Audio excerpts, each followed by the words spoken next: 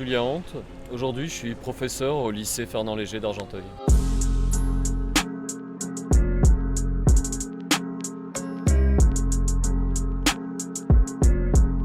Je ne sais pas si ça rentre dans le cadre des bavures, mais de violences policières, oui. Et à plusieurs reprises, puisque pendant les 2 ans où ont duré le mouvement des Gilets jaunes, j'ai régulièrement fait ces manifestations. Vous étiez gilet jaune? Alors j'étais pas forcément, je sais pas si je me qualifierais moi de gilet jaune, mais en tout cas j'étais dans ces manifestations du samedi.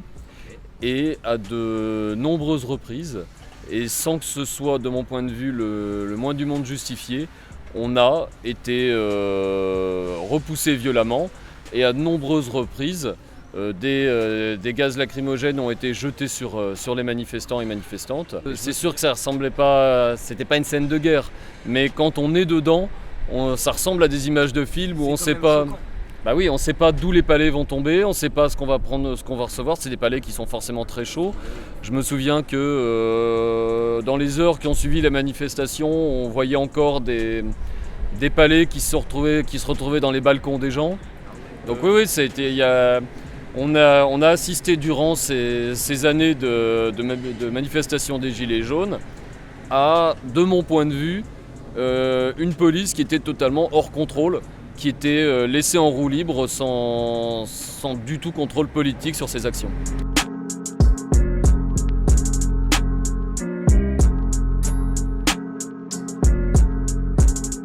Moi, en l'occurrence, je m'en suis plutôt bien sorti, mais j'ai vu autour de moi des gens qui sortaient de la manifestation blessés, en sang, des gens qu'on devait emmener à l'hôpital. Je me souviens de manifestations où après une charge policière, un manifestant était resté en sang sur le trottoir, et les seuls qui se sont occupés de lui, c'est d'autres manifestants qui sont revenus après la charge policière pour le ramasser et l'emmener à l'hôpital. La police, elle, ne faisant absolument rien pour les personnes qu'elle avait blessées.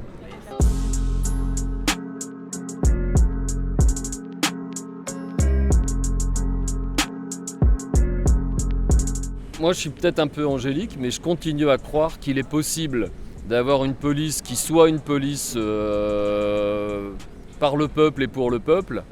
Mais effectivement, pour moi, une des choses nécessaires, c'est de revoir la façon dont on contrôle la police. Pour moi, par exemple, il faudrait des jurys citoyens chargés de surveiller la police. On ne peut pas demander à des policiers de surveiller que les policiers se tiennent bien.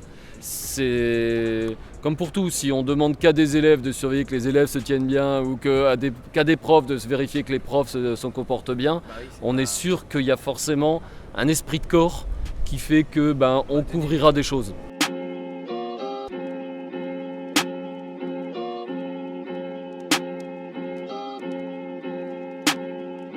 No mercy.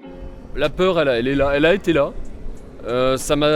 J'ai refusé de renoncer à manifester, mais je connais pas mal de gens qui m'ont dit non, mais pendant un bout de temps, ah non, mais la prochaine manifestation, je n'y vais pas parce que je sais pas comment ça va partir. Alors aujourd'hui, je constate que y a une légère baisse quand même du niveau de violence en manifestation, mais on est encore loin de ce qui est pour moi un cadre serein qui permettrait aux gens d'exercer librement leur droit à manifester. Je continue à aller en manifestation, mais je voudrais qu'on garantisse la sécurité des personnes qui manifestent.